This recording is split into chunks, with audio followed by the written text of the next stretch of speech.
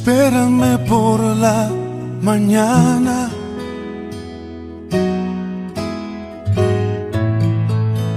antes de que salga el sol, antes que comience el día, quiero darte mi canción.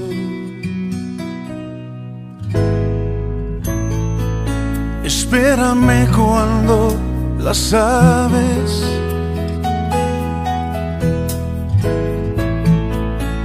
aún no empiezan a cantar, cuando todo está en silencio, yo contigo quiero hablar. Espérame, luz en mi corazón, espérame, estrella de la mañana, te quiero ver. Espérame, dueño de mi amor, espérame, serás mi primera cita, ahí estaré.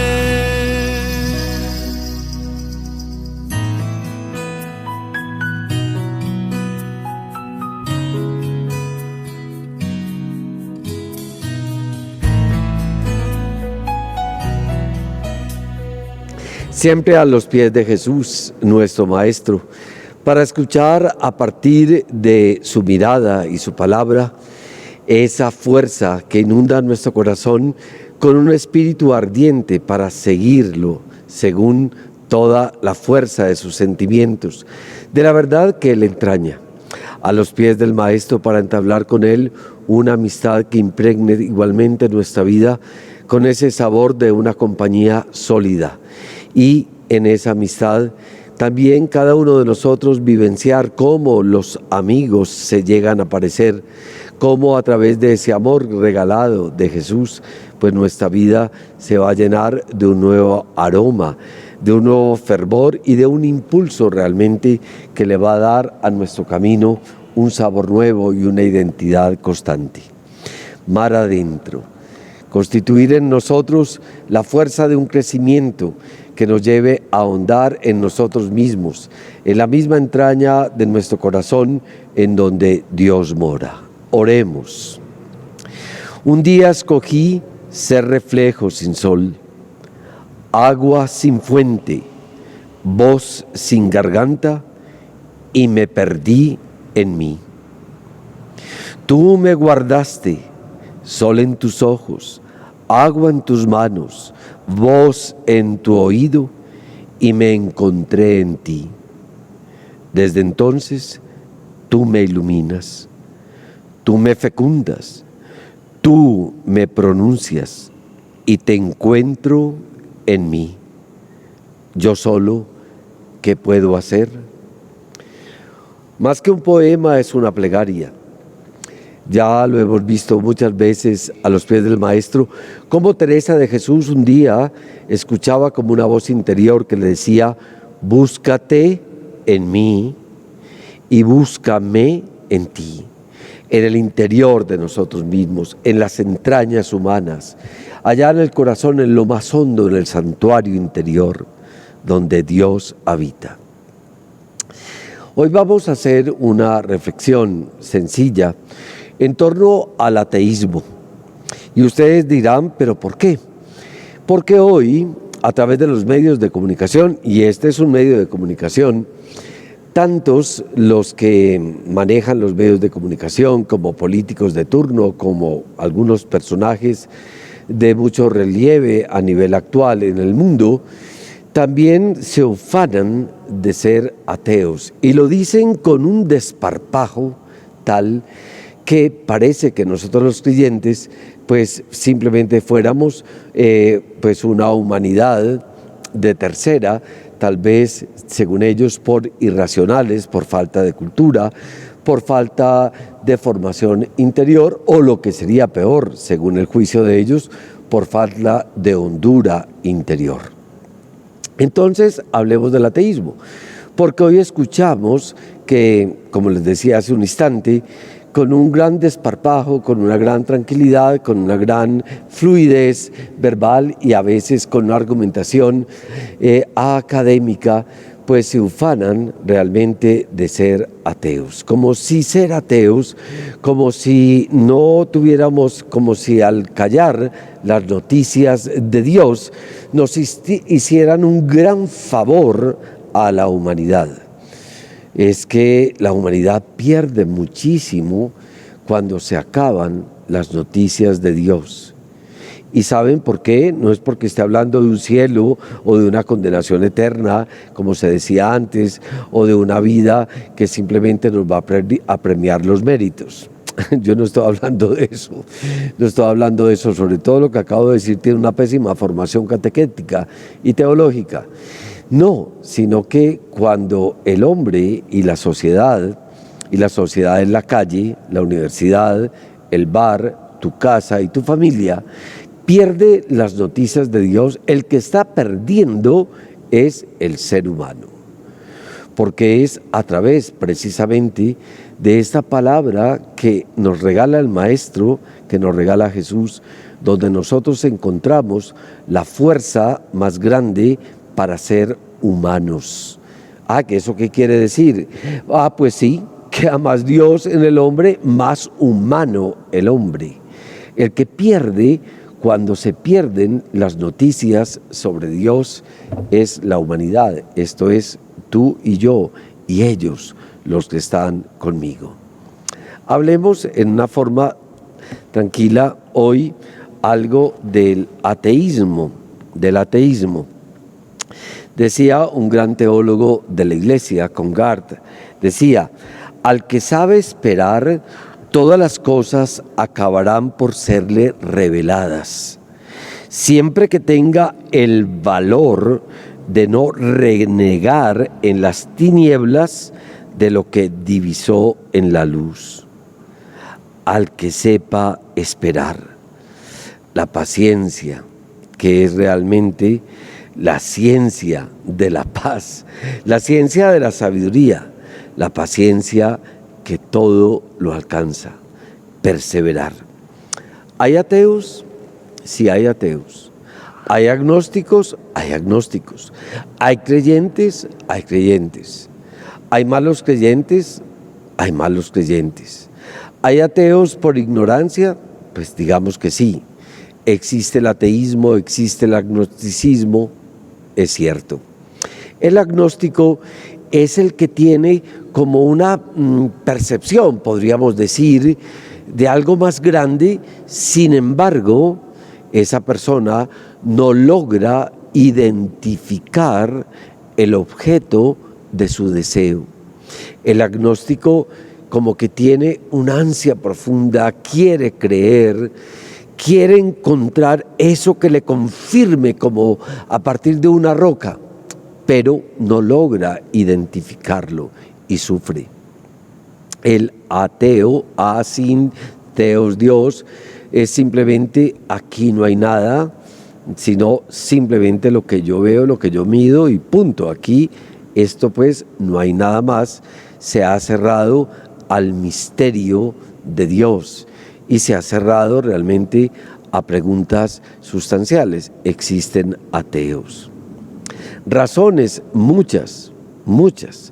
Oigamos textos. León Tolstoy decía lo siguiente: si te viene la idea de que es falso todo lo que pensabas sobre Dios y de que no hay Dios, no te asustes por eso. A muchos les sucede así.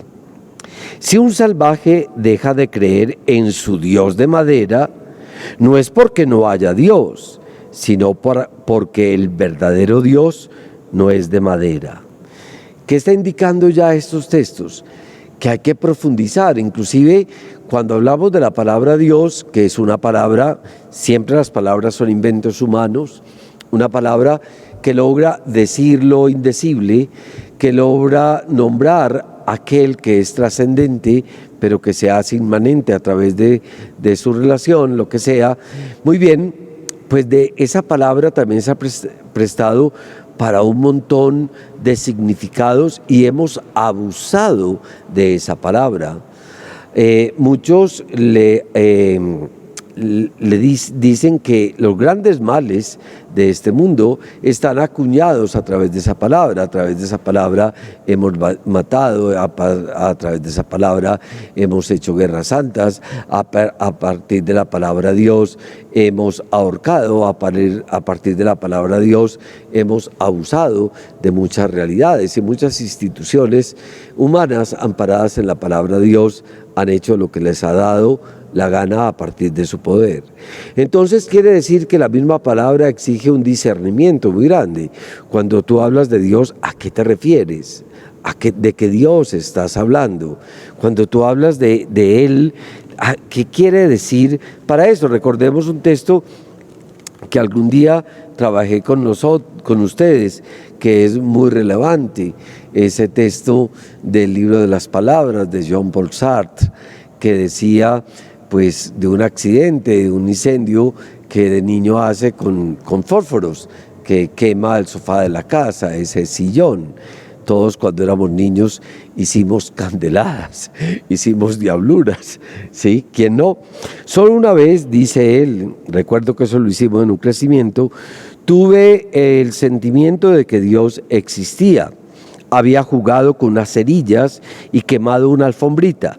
Estaba tratando de arreglar mi destrozo cuando de pronto Dios me vio, sentí su mirada en el interior de mi cabeza y de las manos y estuvo dando vueltas por el cuarto de baño horriblemente visible.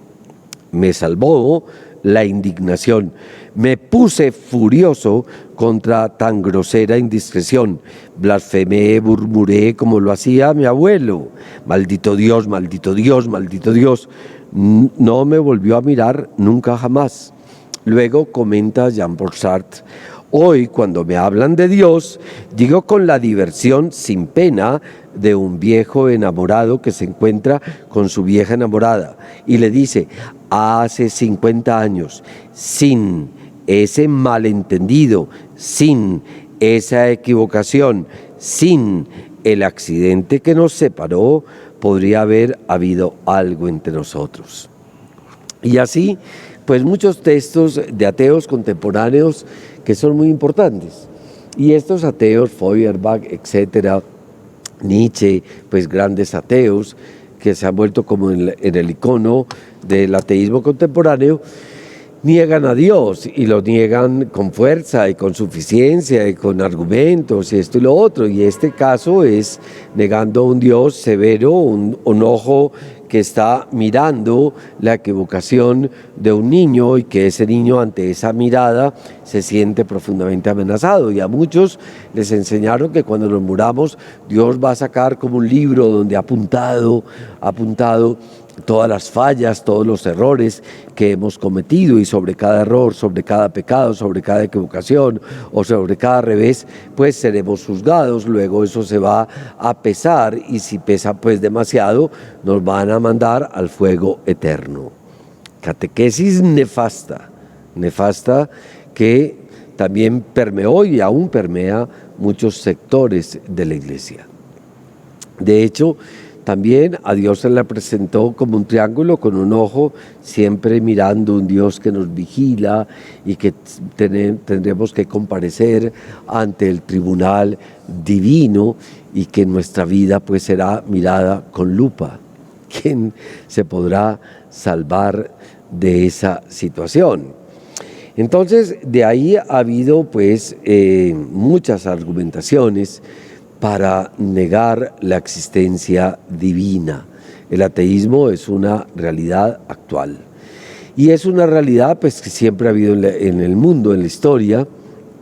Y hoy, les decía yo hace un momento, a través de los medios de comunicación, que son los grandes poderosos del mundo, al mundo lo manejan los medios de comunicación. O sea, nosotros nos manejan los periodistas, los que hacen las películas, los que escriben los guiones de las telenovelas, los que escriben los guiones de todas las películas. A nosotros nos está manejando los medios de comunicación. Y en muchos de ellos hay muchos ateos, o por ignorancia, o por estudios, o por su conclusión, o por un rechazo a la institución religiosa y por un rechazo visceral a unos clichés catequéticos que les mostraron únicamente un Dios castigador o un Dios vengativo, o unas lecturas absolutamente fundamentalistas de la Biblia que ya suenan ridículas también a partir de un lenguaje científico. Entonces simplemente que Adán y Eva olvidando que la Biblia no habla un lenguaje científico, sino que la Biblia lo que está hablando es un lenguaje religioso, y se equivocan de los lugares desde donde estamos hablando, que habría que mirarlos muy bien, ¿sí? Entonces, también recuerdo algo que me parece importante y que lo decía el Concilio Vaticano II en uno de los textos muy importantes de la Gaudium et Spes, y que tiene que ver y que nos cae a cada uno de nosotros como presbíteros, como diáconos, como catequistas, como agentes de pastoral, como mamá, como papá, como abuelito, como lo que sea, como la señora o el señor que está coordinando el grupo de oración. O sea que atentos, hay que formarse en la fe.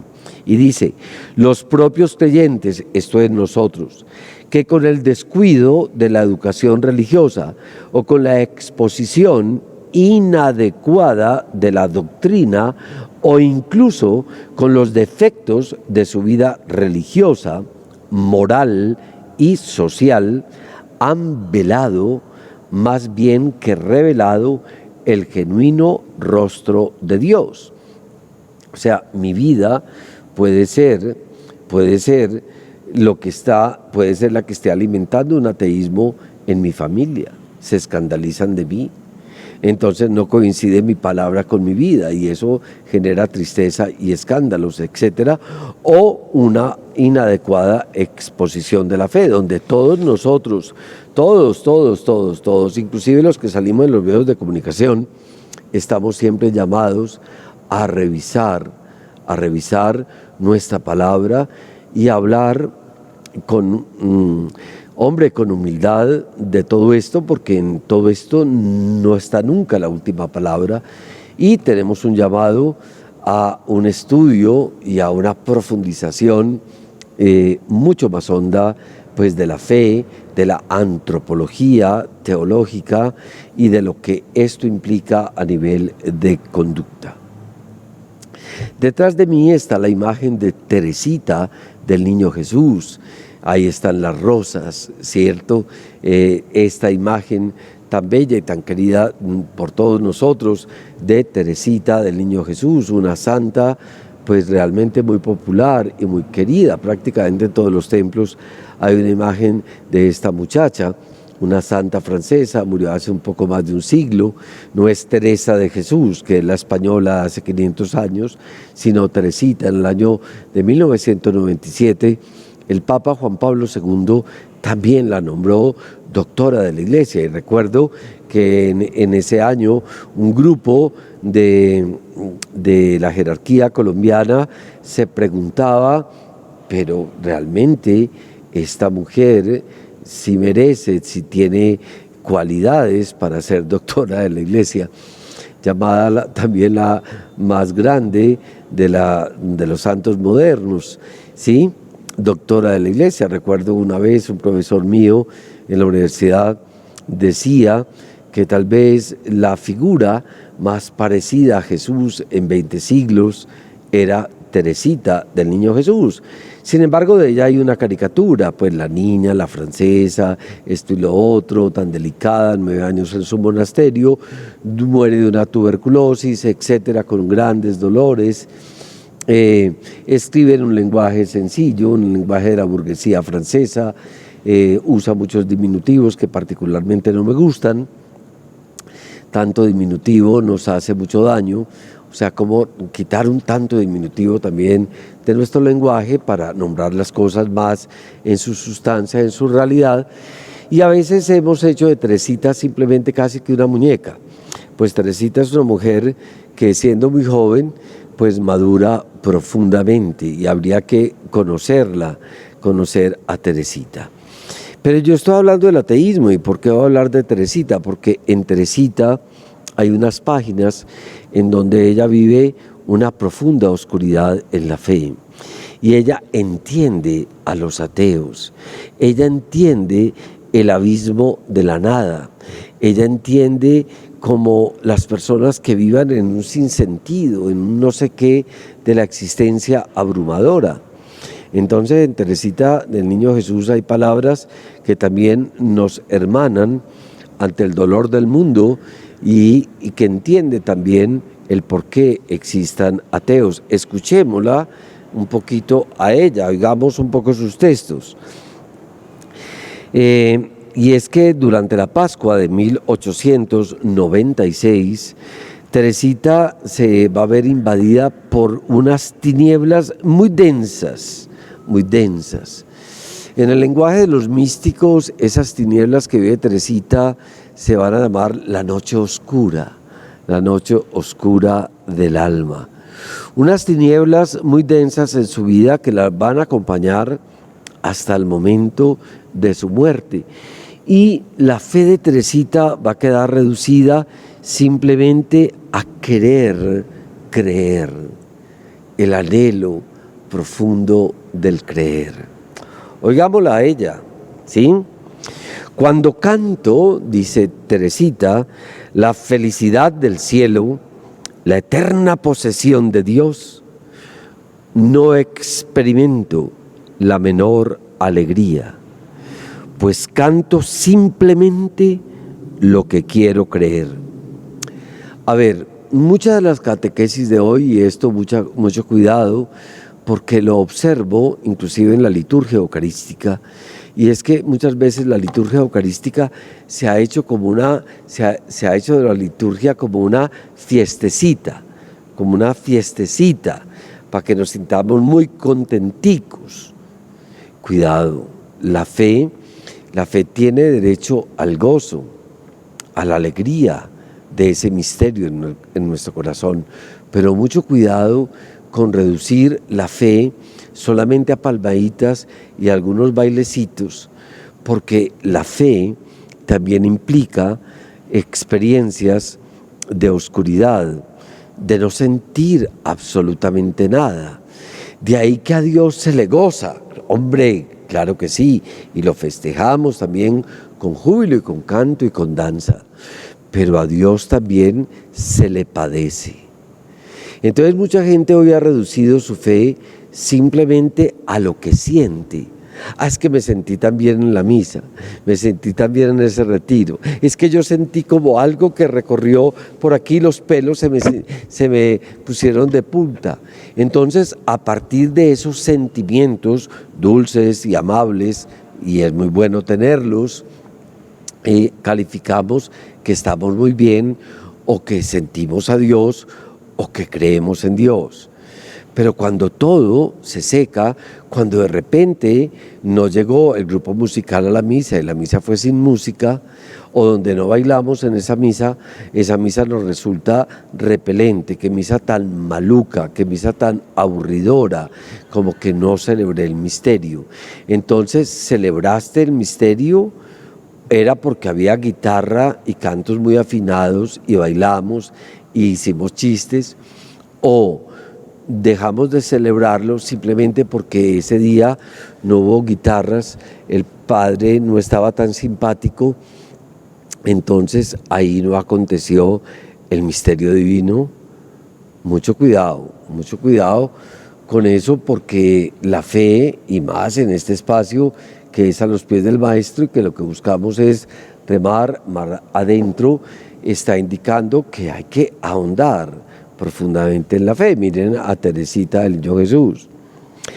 Él sabe muy bien que aunque yo no goce de las alegrías de la fe, al menos trato de realizar sus obras. Llega un momento en Teresita muy duro, donde no siente absolutamente nada. No siente los consuelos divinos.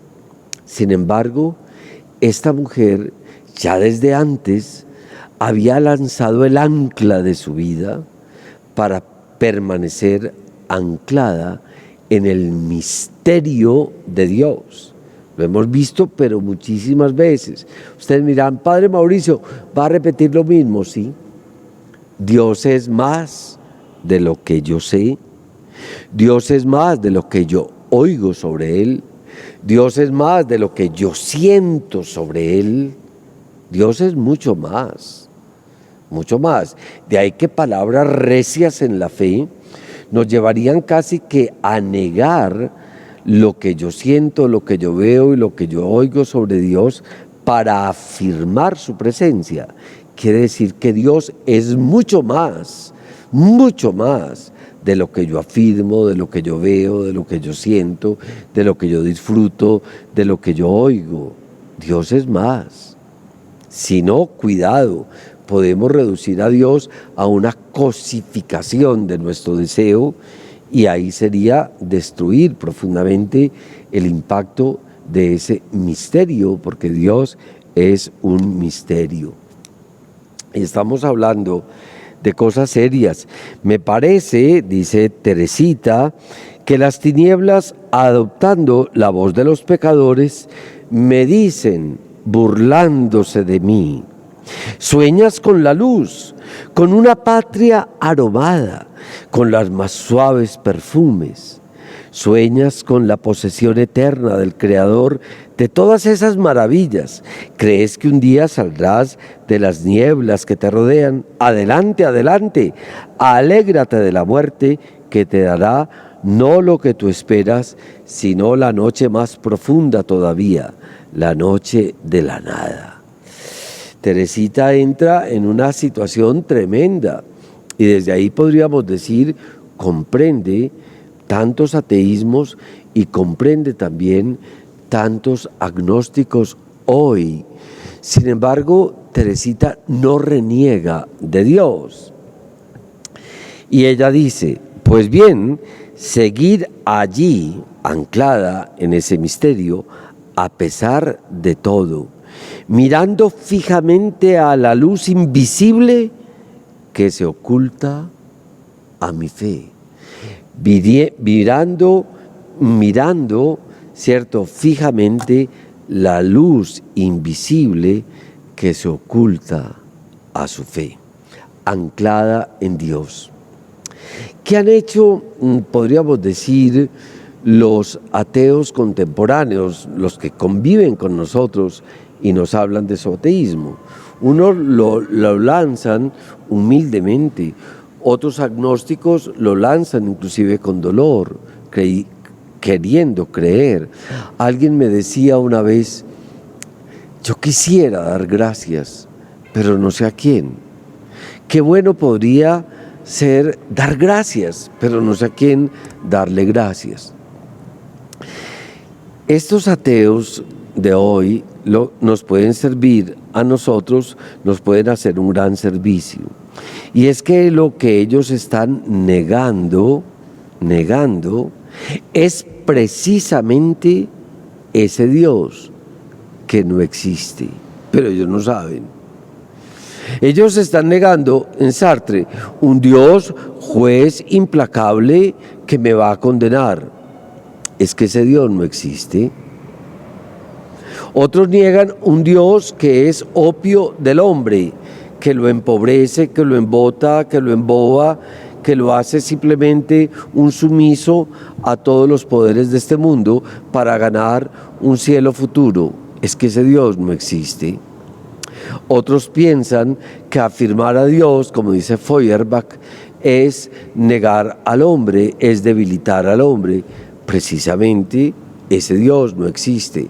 Entonces, desde ese lugar, ese ateísmo nos hace bien. Pero también hay que fijarse en nosotros que nos decimos creyentes. Si con nuestra vida, nuestra conducta, nuestra doctrina, estamos velando el verdadero rostro de Dios.